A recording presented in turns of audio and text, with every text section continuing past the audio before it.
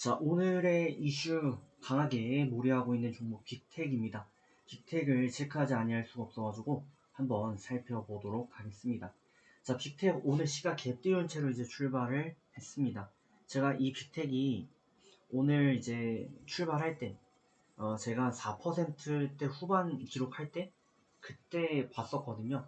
그래서 오늘 이거 되게 재밌게 흘러간다 라는 생각을 했고, 아마도 거의 직후였던 것 같아요. 장시작 직후 한번 봤습니다.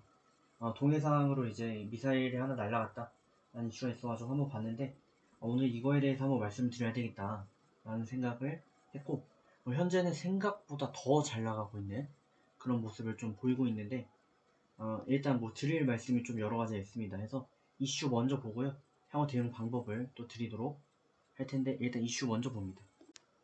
자, 종목명은 빅텍입니다. 1990억대를 기록하고 있는 기업이고요. 방산 기업입니다. 방위사업 하면 무조건 빅텍. 네, 이거를 떠오를 수밖에 없고요. 대표적으로 이제 변환장치 제조업 사업을 용의 중인데, 결과론적으로 이제 전원공급장치, 통신용, 유도무기용, 또 전자전시 시스템 제조 판매 사업을 영위 중입니다. 개인적으로 주식하시는 분들은 아실 거예요. 저희가 이제 얼마 전에 그 뉴스를 봤는데, 모 국회의원께서 현대중공업인가 뭔가를 뭐 가지고 있다. 그래서 방산주를 왜 가지고 있냐? 라는 그런 뉘앙스의 뉴스를 본 적이 있었습니다. 근데 아시는 분들은 아시겠지만, 진짜 방산주는 뭐죠? 빅텍입니다. 네. 빅텍이 진짜 방산주고, 이 빅텍이 아닌 거를 저는 이것도 말을 조금 조심해야죠. 제가 뭐 그런 쪽으로 얘기하자는 게 아니고, 어쨌든 방산주는 하면 빅텍이다 라는 걸 제가 이제 강조를 하고 싶다. 방산주의 대장은 빅텍. 그래서 이 빅텍이라는 말씀을 좀 드리도록 하겠고, 어쨌든 이 빅텍이 오늘 같은 경우 대형 급등을 좀 하게 됐어요. 북한에서 미사일 발사를 했는데, 울릉도에 이제 경보까지 발령이 됐었습니다. 울릉도 쪽으로 미사일을 발사하다 보니까, 이거 생각보다 심각한가? 라는 그런 생각이 좀 들었던 것 같아요. 그러다 보니까 빅텍이 시작하자마자 이제 출발을 했고, 오늘 방산주들은 이제 시초에 모두 이렇게 급등하는 그런 모습을 보여줬던 거죠. 네, 그래서 빅텍이 좋은 모습을 보였다라는 거를 좀 말씀을 드리는데, 다만 오늘 15% 급등하고 있으니까 와 막 올라타자 이러는데, 이거 되게 조심해야 된다라는 말씀을 드리면서 대응 방법도 당연히 같이 좀 드릴 겁니다. 자, 빅텍의 과거 추세 패턴들을 좀 보시게 되면은, 자, 이런 거 굉장히 많아요. 자, 이때는 20년도 6월이니까 뭐 이때야 뭐 패스. 근데 그 외에 미사일이 나왔던 때가 여러 번 있습니다. 이런 때, 뭐 이런 때. 뭐 그런 이슈가 있으니까 급등을 했겠죠? 근데 이 특징이 있어요. 며칠 가죠? 하루, 이틀. 하루, 이틀. 하루, 이틀. 한 번 슈팅이 나오면 빅텍은 길게 가지 않습니다. 정말 뭐 전쟁이 지금 심각하다라는 그런 내용이 나오면 모를까, 보통은 오늘 이제 급등한 날의 종가, 고가, 그 부근을 다시 한번 뚫고 올라가는 거는 그렇게 흔한 일은 아니다 라는 겁니다. 뭐 혹시라도 뭐 초치라고 하는 얘기냐, 그런 얘기가 아니고, 빅텍이라는 종목의 이슈, 그 이슈의 특성을 한번 보자 이거예요.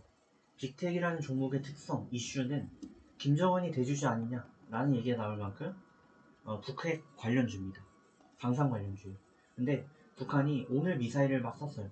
오늘 미사일을 쏘고 빅텍이 더 급등하려면 사실 어떻게 해야 되죠? 예를 들어 이렇게 한반도가 이렇게 있는데, 북한이 중국도 하나 그려줍시다. 독도 안 그리면 또 욕먹으니까 독도. 네. 이렇게 있는데, 여기서 쐈단 말이에요. 미사일 쐈는데 한 발 쏘니까 주가가 오르죠. 좋아요. 근데 얘가 더 가려면 어떻게 해야 될까요? 솔직히 말해서 독도, 울릉도, 여기다 쏴야죠. 여기다 쏴야 얘가 2배, 4배, 뭐 10배 이렇게 가겠죠. 그죠? 아니면 적어도 여기 일본 여기를 또 넘기는 걸 뭘 쏘거나 뭔가를 더 해야 되는 거죠. 근데 보통 그렇게 할 수 있나요? 얘네는 그냥 쏘는 거예요. 심심해서. 그냥 심심해서 쏘는데, 이게 동해상에다 한 발, 빵. 그러고 나서 동해상에다가 또 실험용으로 뭐 2발, 3발. 이게 무슨 의미가 있을까요? 이거 가지고는 빅텍이 오를 만한 요인을 만들지 못해요. 결국 빅텍은 처음에는 북한 때문에 쫄려서 급등을 한번 하는데 그 후에 더 급등하려면 얘네가 뭔가 위험을 가하는 뭔가를 더 해야 돼요. 대표적인 게 울릉도에서 쏘거나 이제 막말로 아니면 일본 뭐 살짝 스쳐 지나가거나 핵실험하거나 뭐 이런 대형 이슈가 아닌 이상은 이슈 자체가 단발성이다 라는 거를 저희는 무조건 인지해야 된다라는 말입니다. 단발성. 이 이슈가 빅텍의 실적에 당장 영향을 주지도 않을 거고요. 북한이 오늘 한번 쐈다 그래서 그걸 다음에 한국에다 쏜다 이거는 절대 아니거든요. 그렇게 되면 이게 이틀 지나고 3일 지나면 이 이슈는 어떻게 되죠? 없는 이슈가 됩니다. 물론 지금 정부가 바뀌었으니까 한국에서 더 막 강하게 대응을 한다 이렇게 할 수 있죠. 그럼 북한에서 더 화가 나가지고 막 뭐 또 해요. 그럼 오를 수 있는 여건이 있지만 그게 그렇게 쉽게 이어갈 수 있는 건 아니죠. 정치적인 문제도 있을 거고. 그렇기 때문에 빅텍이 단기적으로 급등이 나오면 이때는 굉장히 신중한 접근을 해주실 필요가 있다. 물론 핵실험 같은 거를 하게 되면 이 이슈는 며칠 더 가는 경우가 있어요. 근데 단순히 미사일 같은 거, 로켓 같은 거는 그렇게까지 어마무시한 이슈를 만들지 못하고 제 경험상 그런 이슈들조차도 그렇게 오래 가지 못합니다. 해서 라인을 잡고 대응을 해주시자 라는 말씀을 좀 드리도록 하겠고 라인은 10분봉 22평 라인입니다. 네. 이거를 이탈 마감하면 매도를 해주시고 그러지 않으면 조금 더 보시면서 가져가셔요. 근데 이거를 만약 이탈한다? 이탈 마감한다? 얘는 이번 이슈는 또 여기서 끝나는구나 라고 생각을 해주시면 됩니다. 저는 항상 말씀드리지만 빅텍 같은 이런 국격 관련주들은 접근도 굉장히 위험하기도 하지만 그래도 뭐 들어갈 수 있는 거잖아요. 들어가면 대신에 다 좋으니까 라인만 잡고 가자. 10분봉 22평은 강하게 돌파 마감 나온 이때를 기준으로 한 차례도 이탈 마감되지 않고 강하게 지지를 받았던 구간이므로 라인 이탈 마감 시만 매도 추천을 드리도록 하겠고 빅텍 보는 김에 퍼스텍도 좀 같이 볼게요. 이거는 이제 완전 대장감은 아니죠. 그냥 중대장 정도 흐름을 좀 유지하는 거고 얘 같은 경우는 뭐 10분봉 62평 이런 식으로 잡아도 될 것 같고 뭐 아난티 같은 경우는 이미 밀려버렸네요. 그냥 빅텍만 보시는 걸로 하죠. 제가 지금 퍼스텍 같은 거를 추가로 설명드리는 건 좀 길어질 것 같아요. 빅텍만 보시면 되겠습니다. 그래서 10분봉 22평 잡고 대응해 주시면 좋겠다.